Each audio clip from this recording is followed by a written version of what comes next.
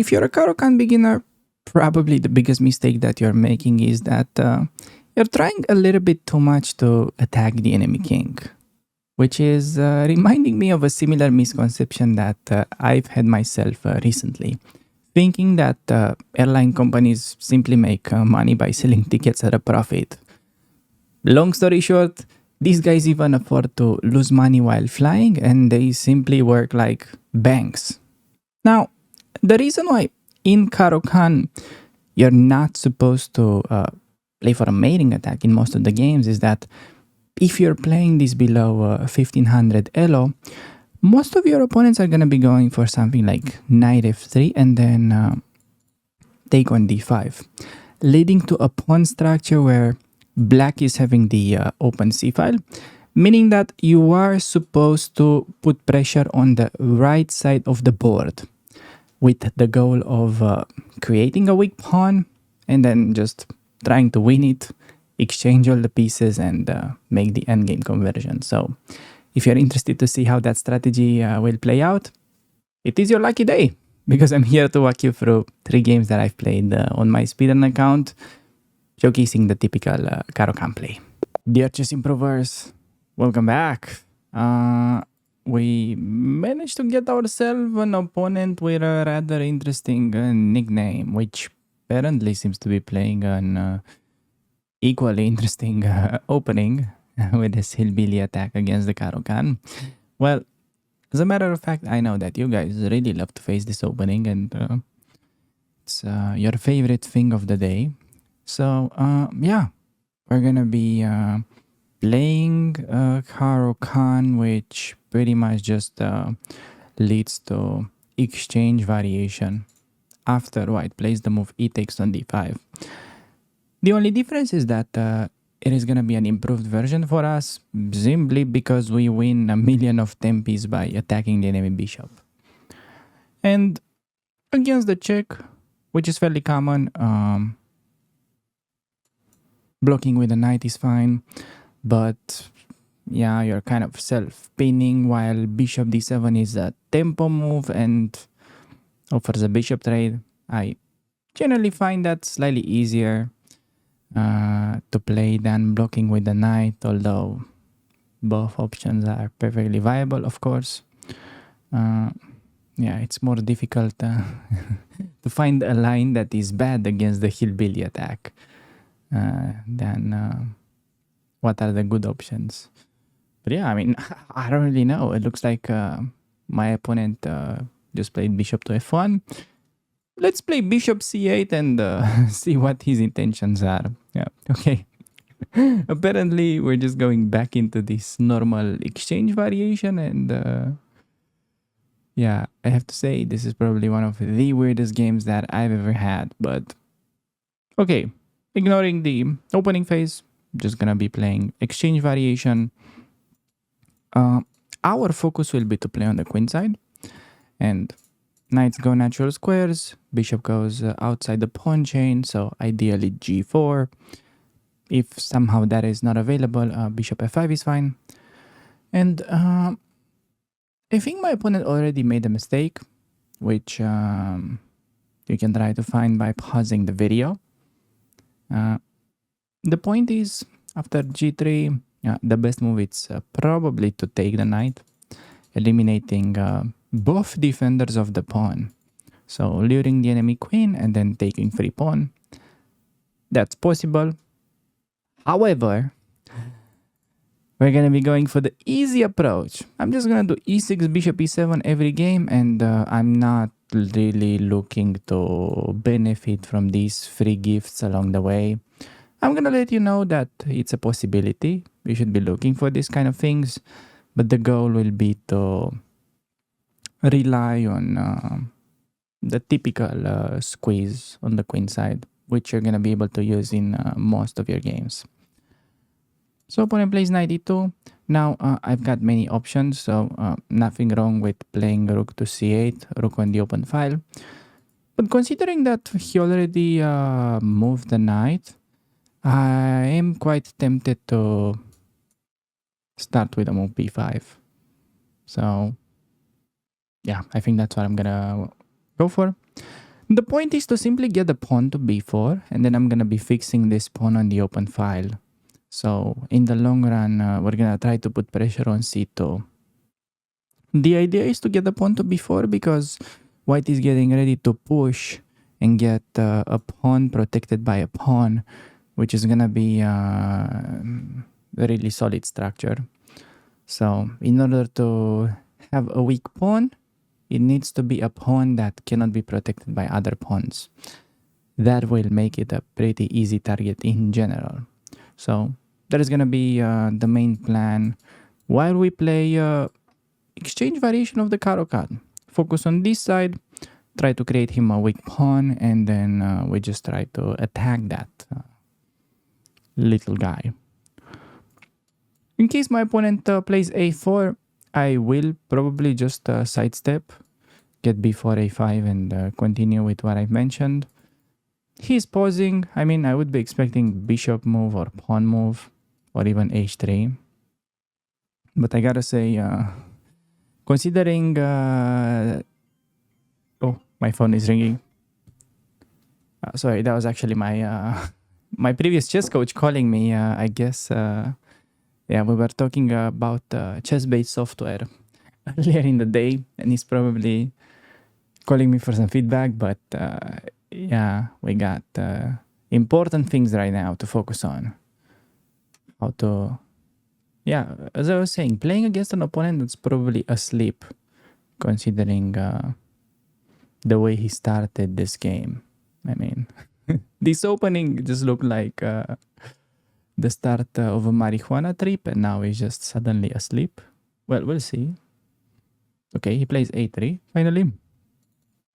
a3, okay, a3 is decent move. I'm gonna put my queen on b6, so queen behind the pawn. Common mistake players do at the beginning, they put the queen in front, blocking the path of their pawns. So you want to have your queen behind, this rook goes to c8, a5, b4. I'd probably play it this way. And it's quite interesting that my opponent tries to stop the attack. So he kind of felt what was about to happen. Kudos to him, by the way. But this is creating additional targets. Also, it's creating a backward pawn on the c file. So as an option, I would always have this plan of, let's say, going rook c8 and try to use the c4 square. Because in the past, if I try to get a knight on c4, he was able to kick me out with a pawn. But after b4, that square is weakened forever. So interesting knight route could be knight d8, knight b7, knight d6. And then just put a knight over there. That could be an interesting plan.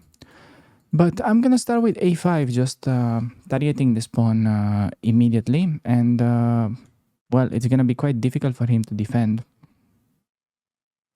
For many reasons. I'm gonna explain why.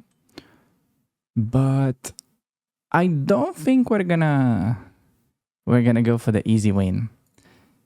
It's probably best for him to now take and allow additional weaknesses. But if he was trying to play the normal move c3, the problem is after a, b, c, b, I can exploit the unprotected rook by taking on b4, just collecting a pawn. So bishop d2, we're getting to a position where, I mean, I can just take twice and win a pawn. But that's gonna be too easy. That would be too simple. So I think it's gonna be more interesting if we just try to win based on backward pawn plus strong square. And because my opponent may have some ideas to activate with knight e5, and my bishop is not really doing much anyways, I think it's interesting to start with takes. So I'm gonna do the take and I'm gonna do rook c8. I'm taking away his activity. Also, by the way, pawn on d4 hanging. And I'm gonna be going for that. I just want to show you, let's say he plays c3 and then we get the maneuver. Yes, exactly. Okay, this is the kind of typical stuff that I wanted to get. So now we move the knight and the idea is to get it to d6, and As I said in the beginning, the whole idea behind the plan that we went for with b5, the so-called minority attack, is to create this pawn on c3, which is placed on an open file, and it's a pawn that cannot be protected by other pawns. Notice that these guys can no longer protect him. So it's gonna be a long-term weakness for my opponent. Okay, bishop e3. I'm not afraid of this pin, let's say, because the pawn is in the way. So just gonna be playing knight to b7, continuing the plan. He's pretty much stuck on the queen side. a4 is never really an option, nor taking, because it's just leading to additional weaknesses. And yeah, just going knight d6, c4. I could also play a4 to fix the pawn on a3. So I would say the most obvious weakness will be c3. Now it's nice to get a4, stealing the tempo. Oh my god, this guy has no idea what's about to hit him. All of my moves are coming with the tempo. So we got obvious weakness and a more like subtle weakness on a3. Plus very juicy knight on c4. That's about to land. Okay, as a rule of thumb, while playing against backward pawn, I can double up my rooks. So ideally get a triple stack, both rooks and queen with a rook in front to give the queen some safety. And then I could also consider knight e4. And all my pieces are attacking. But okay, my opponent has a pretty ingenious idea himself. So you can try to pause the video and think about why is knight f4 a pretty clever move. Because he's trying to kind of beat us with our own weapons. He wants to go knight d3, knight c5, getting access to a premium square himself. So if he is able to get that, he's going to be totally fine. It's just a matter of not allowing him to, if we can. So time to do a bit of calculation. There's knight c4 move. Assuming he plays queen c2. Can always collect the bish. Can then play queen c7. Tricky. This is a good idea that I missed. Wow, it was a good move by him. Knight e4. Apparently, well, it's a good move, but I don't see how I put enough pressure to be in time. Okay, I'm gonna give my knight to c4 and we take it from there. You don't have to see everything in advance. So play this move, get a knight with a tempo, and then think. Maybe knight e4 is actually interesting because despite allowing double pawns, I'm gonna stop his knight from reaching d3. So even though the pawn on e4 is potentially gonna be weak due to it being doubled, at least it no longer allows him the critical idea to get that blockading knight on c5. So it's totally worth, I think, to allow. And now I'm actually very happy again because we are in full control. And I don't think he had the way to stop it because knight e4 is creating a threat of taking on e3 and then collecting the pawn. So I have a feeling this was best sequence that we played, but obviously I cannot know for sure. Now, king g2. How do we pile up more pressure? A nice trade in general would be if I could just exchange bishop for knight, because his dark square bishop will never be able to challenge my knight, so to speak. And I think I want to start with that. Bishop d6 is probably clever for him to do like knight e2. Okay, at least we make his bishop more passive. I mean his knight. Is that any interesting with like same goal? What if knight e2? Knight e2, take on e3. With a bishop, I don't know, it's a bit too committal. Also queen c6, I like it as a move. Sidestepping this thing. Yeah, I think I'm just gonna sidestep any pressure. I'm gonna look at the enemy king, and also there is some knight e3, queen c3 he needs to watch out for. So knight h3 happens. Now I can already capitalize on the backward pawn with takes, queen takes, and then queen c3. He gets to take on e4 at the end, so at least some compensation. Therefore, might be more clever to play knight b6, knight d5 to reroute before collecting. Do I want to do it that way? I mean, also taking feels pretty good. Let's reroute. I'm kind of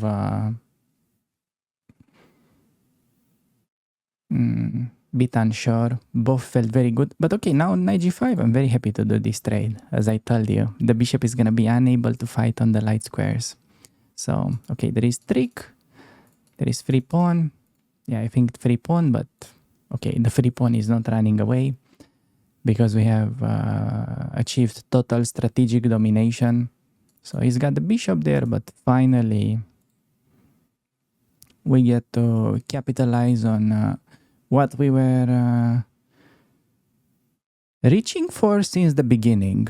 We created that pawn that cannot be protected by other pawns on the queen side, kept attacking it, and ultimately win it.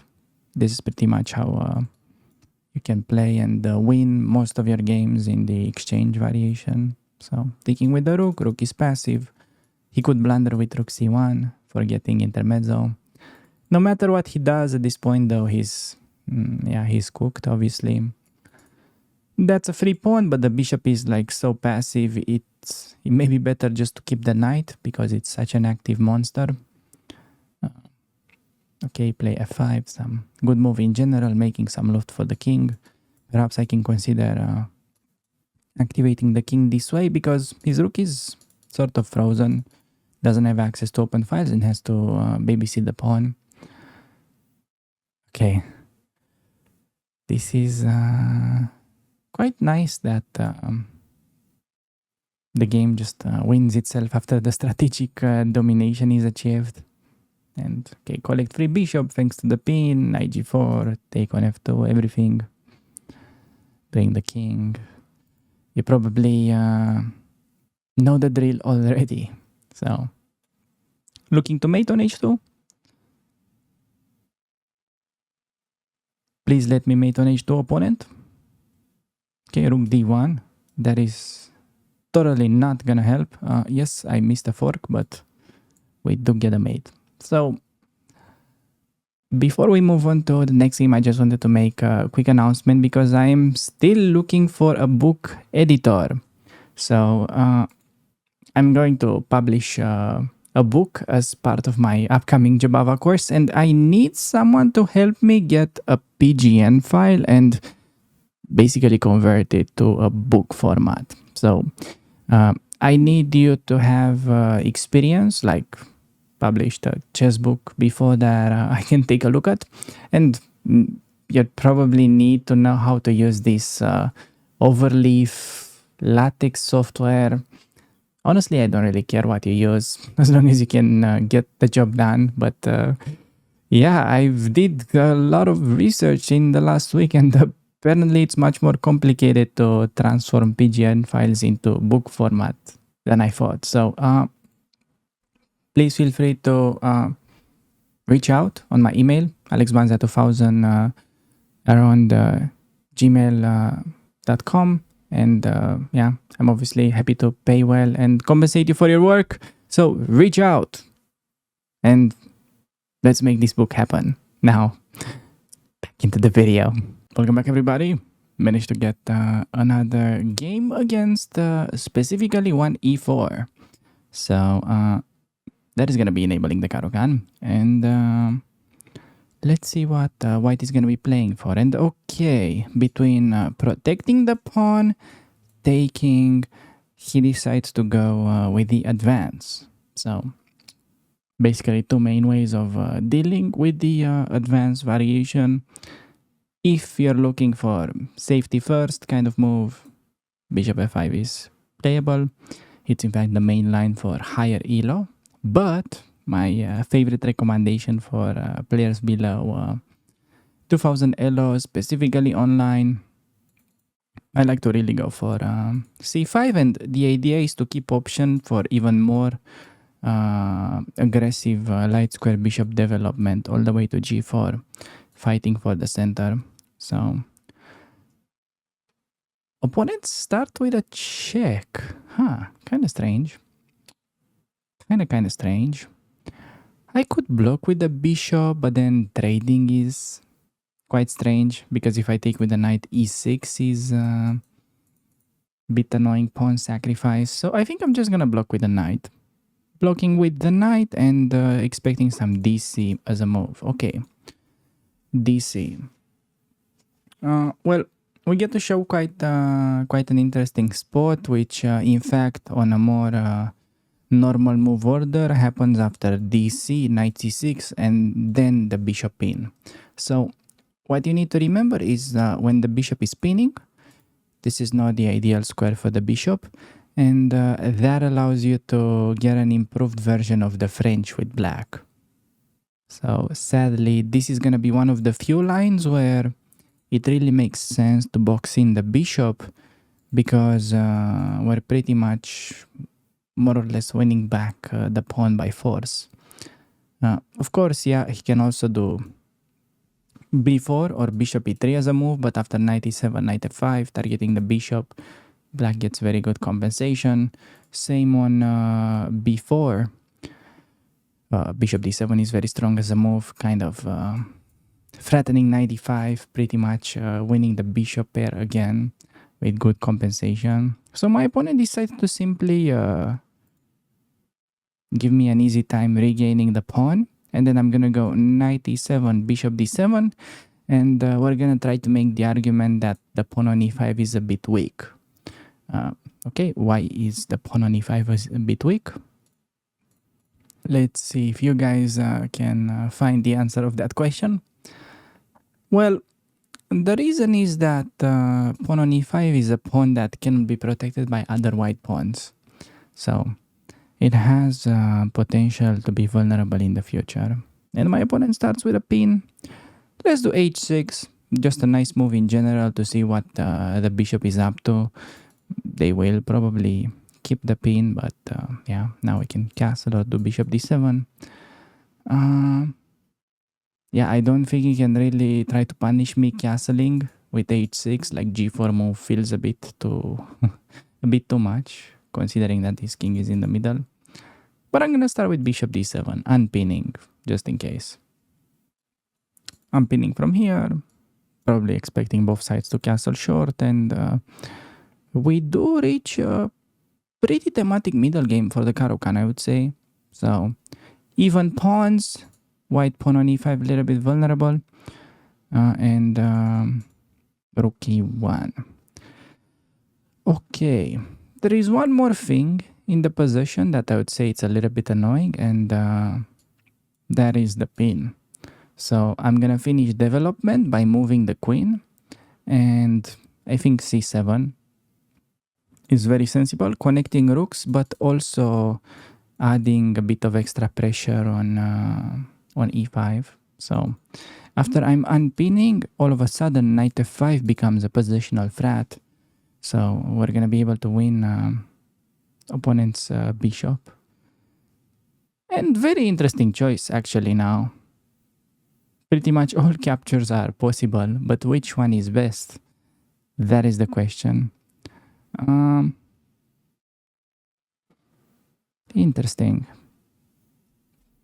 In general, I would be tempted to say take with a pawn, so that we move bishop back, play c5, have better central control, because usually capturing towards the center is a nice rule to follow. But yeah, there is this pressure, so I can take, but maybe knight a4, targeting my bishop. Gotta be careful to concrete ideas as well. So Because that's potentially risky. Safer alternative would be bishop takes on c6 while also keeping knight f5 on the radar. The problem if I take with the knight is that I don't really see a goal for this knight long term. Like where can the knight go? So I think I'm just gonna start with the bishop move. And idea is to play knight f5, pressure the enemy dark square bishop, and yeah, looking to play maybe b5, b4, a5, play the minority attack kind of game. It's funny because the pawn structure is actually really resembling the exchange variation, except in exchange variation, the pawn from e5, it's placed on d4, let's say, and the bishop on d6. That would be a similar position. And knight d4, a move that I expected. A good move for him because it doesn't allow knight f5. In fact, going knight f5 would be a big mistake here, just allowing double pawns for no reason. And an isolated pawn. And I was kind of looking at takes with knight f5. And then the queen moves somewhere. Knight captures bishop, queen captures bishop. I was trying to evaluate this position. Okay, let's play for it. It's actually leading to a somewhat interesting French type of middle game. I'm not sure bishop d4 is best. Like, we don't have to give up the bishop pair, but the type of position that is leading to, I felt it's quite interesting. So I wanted to play knight f5 and then do b5, a5, b4. Trying to fix the pawn on c2, rook c8, bishop b5, it activates. And we try to play for the weak pawn. So I think I'm just gonna delay taking the bishop for a little bit. Since it's not running anywhere, I think we could benefit from not rushing because that allows easy route for the enemy knight towards d4. So I'm just gonna play b5 now. Also important, there is no trick because I can take with the bishop. Sometimes this can be a tactic and the knight remains undefended. Also, because he placed his queen like this, g5 comes to mind. But yeah, it's not leading to the kind of game that I want. Bishop takes, queen takes is potentially a bit messy to our king. So no need to play g5. I'm just going to do b5 and taking in the near future. Goal is to take some space on the queen side for the time being. Also, there was potential for d4 as a push to activate this bishop, but it's less standard. That's a strategical risky move. So, okay, opponent looks like he sort of realized that there was maybe a fork idea and he was afraid of it, so he moved away.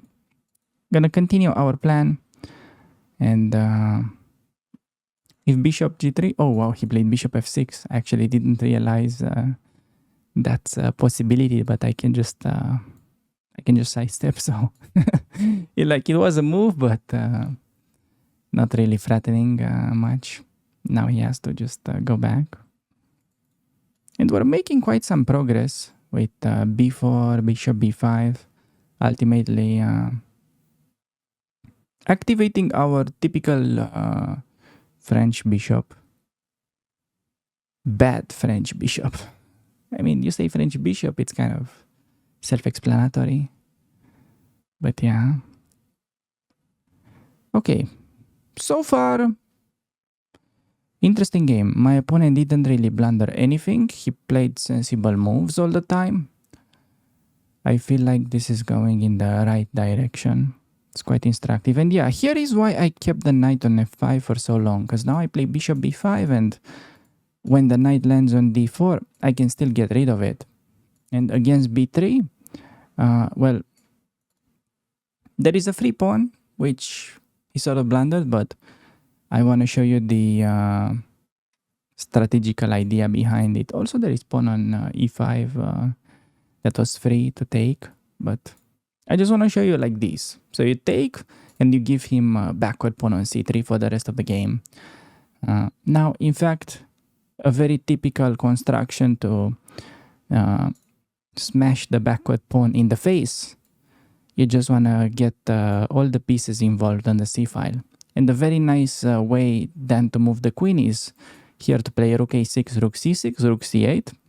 I can trade the bishop anytime and I'm just winning that pawn. So the main reason why c2 is such a massive target is that it's a pawn that cannot be protected by other pawns. So now it's also, besides that, it can never be pushed because I can en passant. So because it's placed on an open file, it's basically the definition of a backward pawn.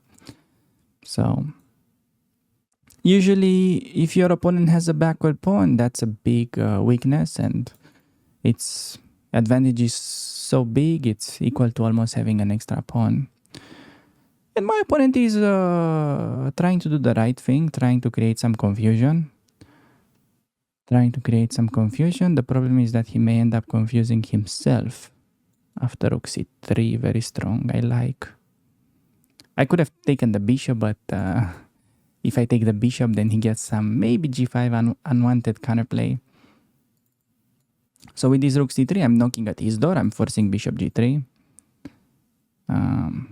And then I can decide between whether I really want to take or if I want to go knight d4, knight f3 check. That's an additional option. So yeah, bishop g3 and now knight d4. Okay, I mean, if I have to play it simple, the move is to take and then go rook c2, but I feel like it's giving him some... it's giving him some counterplay. So definitely I feel like it's best to go knight d4 and then win c2 with the knight. Looks like a quick win. Should I play for that? Let's play it simple. I try to play simple this game. Let me try to finish it in simple style. It's not, I don't think it's best move to take, but okay, I'm just gonna pick up pawn, and on g5 I can always bring my queen back into the defense. So it's important to watch out for these defensive moves. Many people get to overlook them. Also, I can try to let him take and use that as an umbrella pawn if I wanna do something else. Maybe also quite funny, rook h8 threatening king g8.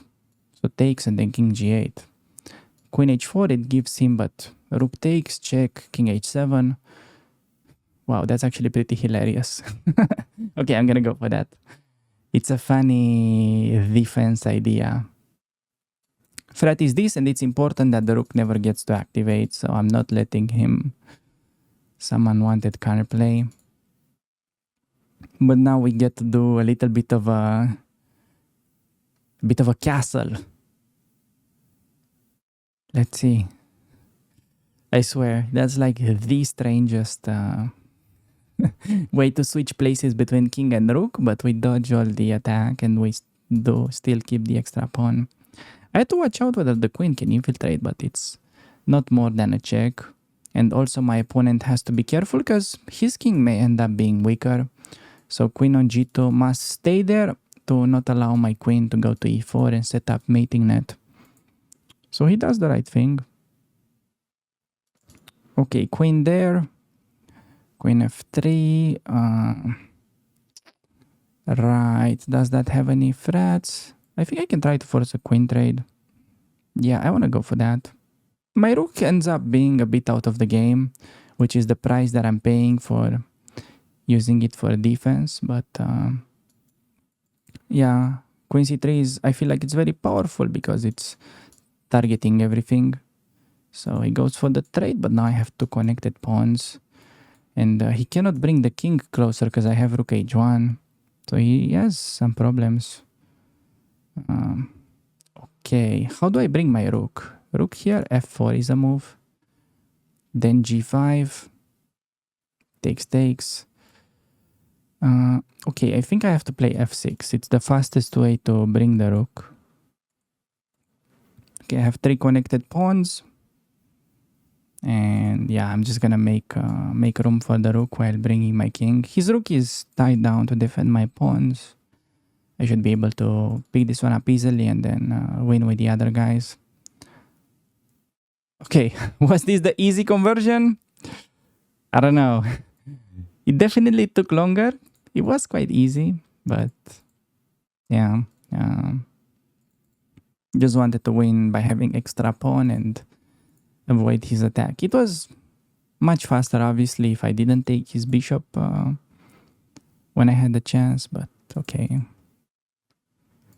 Who cares, brother? Who cares? Okay.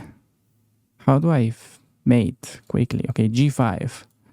Put him in helpmate. Has to play g4, but then this is mate. Okay. Oh, well, we play Caro-Kann. Ended up going more into a French structure, but I'm quite happy with the situation that we got the game into. Just look at this position. You have a pawn, backward pawn on c2. It cannot move. It's frozen. I get the rook in front.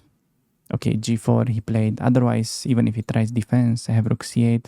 This is pretty much ideal position. You get triple stack with rook in front so that the queen is safe always.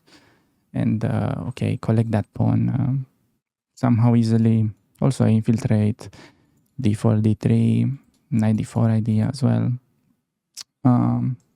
But yeah, g4. Yeah, okay, if we look at it with computer, knight d4 felt to me also during the game that it shouldn't end quickly, but this one... Okay, g5. I had queen g6 was my initial instinct. I wanted to play simple, but then I realized maybe try out this goofy idea, which was always still in the winning zone, but it kind of complicated things a bit. Okay, f6. Happy with that find. And then the rest is simple because he cannot move the rook. If he tries, my pawns are pushing, and now this is happening. I get to take the rook as well. The pawn with the rook. So all in all, we got to deliver the minority attack despite playing against the advanced variation. We got to push pawns and fix this weakness on c2. He cannot push. I mean, I have bishop e2 and then taking idea. And yeah. Just strategic win. You get the pawn like that. You target it. Collect. Exchange all the pieces. And yeah. This is pretty easy. So with that being said, I think we can move on to the following game. Dear chess improvers, welcome back. We got ourselves a game where my opponent is playing e4. Which... for the few of you that didn't know, is the only starting move that enables the Caro-Kann. Just getting this message out there, okay? Let that sink in and let's move on to the theory. So, my opponent, 1000 elo from Poland, plays knight f3, so doesn't go for the most principled approach. Doesn't matter because one of the main perks of the Caro-Kann is that even if your opponent doesn't play theory, you're going to be able to use one of the three main plans that you have. So it just depends on what he's going to do on this very moment. So he can push, take. I expect actually taking the most, or he can play knight c3 to protect the pawn. He goes with a take. Just to give you a very quick overview, on e5 I recommend the bishop in, e6, c5, knight c6. On h3 you can always take when there is pawn on e5, and you're gonna be winning the central pawns most of the times against the advanced variation, while on knight c3 it's important to remember the taking part with knight f6 and get these double f pawns with the e pawn. Go bishop d6 castle and so on. We're gonna show many games with this as well. But for now, let's focus on the exchange variation, because this is in my opinion, the most recurring theme that you're gonna have. Let's say if I had to make like an educated guess, about half of your games below 1500 in the Caro-Kann are gonna come down to this structure. So what you need to remember is that, okay, where do the pieces belong? As long as you know that, you're gonna be just fine in the Caro-Kann. Okay, as a Caro-Kann player, you don't have to rely too much on concrete memorization. As for example, if you were playing a different opening like the Sicilian, you can even, let's say, play many move orders. You're probably gonna get to the position that you want. So, knights or natural squares, that's what you do in exchange variation. Bishop outside the pawn chain, g4. If it's not possible, say white has h3, then you at least want bishop f5, one of these two moves. Preferably g4 to pin the knight and get some pressure on the center. But my opponent's already kind of rushing the situation. He plays bishop b5, pinning, and bishop takes on c6. Little bit of an unforced trade, if you ask me. It's just like when you late join a party and you immediately start chugging a few beers so you can catch up with the other guys. I don't understand why this opponent is going for the trade right away, but I'm gonna take. It's not much that I have as an option. It's a happy trade for us because opponent just gave away his precious bishop for our knight. So when he does it, it also makes it very okay for you to do it, in this case, after h3. So notice that opponent's provoking it while I didn't have to waste the tempo on attacking this guy. He just did it himself. So we're winning a bit of, let's say, half a move right there. And on h3, as a rule of thumb in the Caro-Kann while dealing with the exchange variation, if opponent either has bishop on b5 or knight c3, it's always best to take. So we see knight on c3. He also did bishop b5 earlier. Here is gonna be best move. You can keep if you're very stubborn, but g4, bishop g6, knight e5 can be a bit annoying, pressuring the pawn, and your bishop is a little bit in danger. So I just like to take it here and do e6, bishop e7, short castle. That's pretty much how we finish development in the exchange. And the whole idea is to play on this side of the board.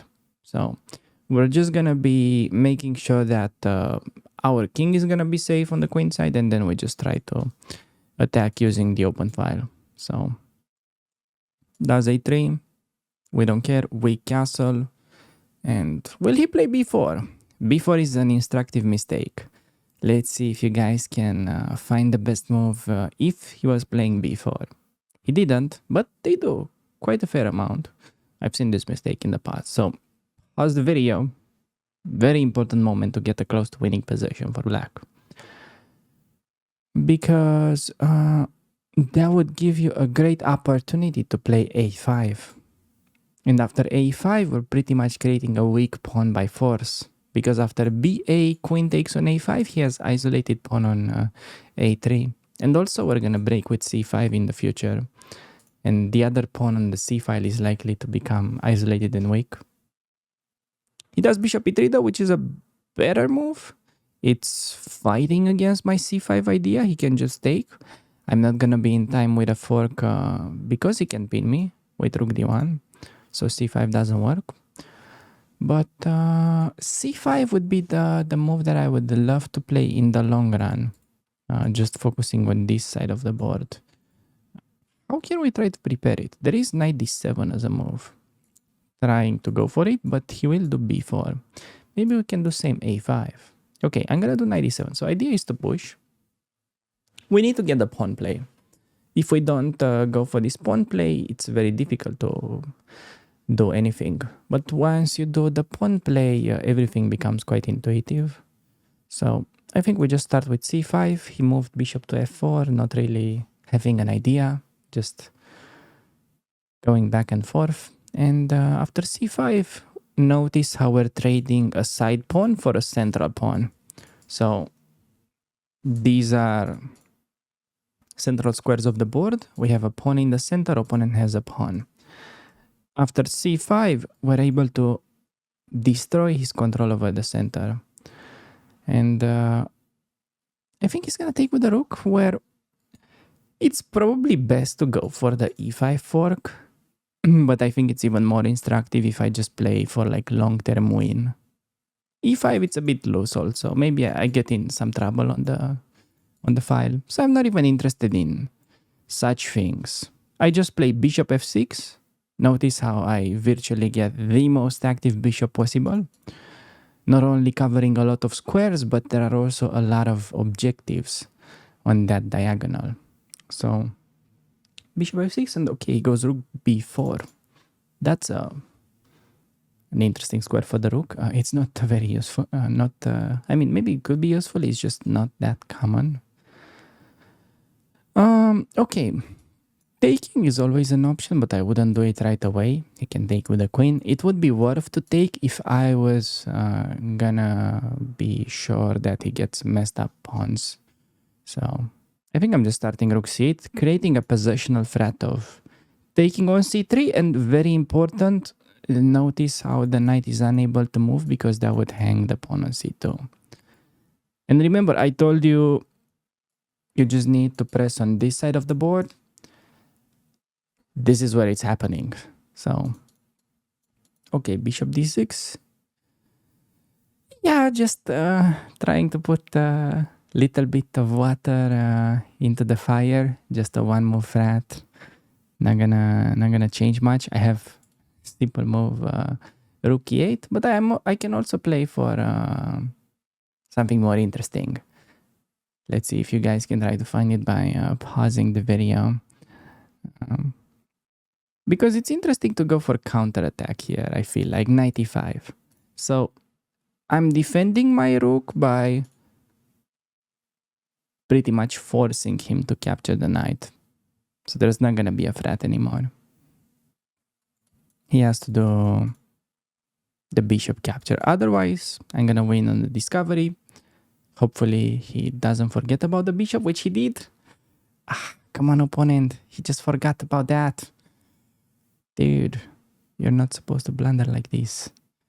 Okay. Oh, man. I think we have to take this one. I don't really see a move that keeps the game interesting other than that. I'm trying to keep the game interesting and not really punish the one-move blunders in this speedrun, but I didn't really have a choice here. Could sack the exchange, but it was getting a little bit too loose. So collect 3 pieces and collect the game. Rook e1. Okay, I just wanna make sure I'm not hanging my queen. Looking at knight c4 to trade. Yeah, simple move. I looked at rook c4, whether he can try this intermezzo, but I trade queen first and then I pick it up. So now we just go into the endgame transition, but okay, it may look like there was not much happening in this game. Maybe just my opponent made a silly blunder and we were able to capitalize on it, but in fact there was something very important that happened which easily gets overlooked. So I'm gonna go over that critical moment of the game once again shortly. I will just capture this pawn, and if he takes a7, I'm just gonna bring the other rook. He didn't. Okay. Just going for the rook trade and playing the conversion part. Yes, I don't even defend. I just go for the trade and bring my king closer to the middle. This is how you're gonna play most of these games, and easily winning endgame. Whether you're an endgame wizard or not, that doesn't really matter. People always outplay themselves with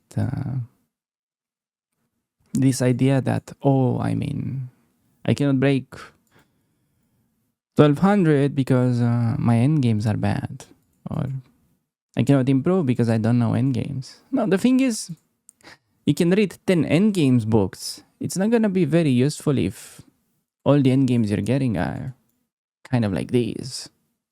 It's not theoretical endgames, it's just you're already completely winning in the endgame. When you just need extra pawn, it's gonna be easy win, no matter what you do. For example, I could have collected that pawn for like 5-6 moves now if I was not doing a mindless rent, but yes. Okay.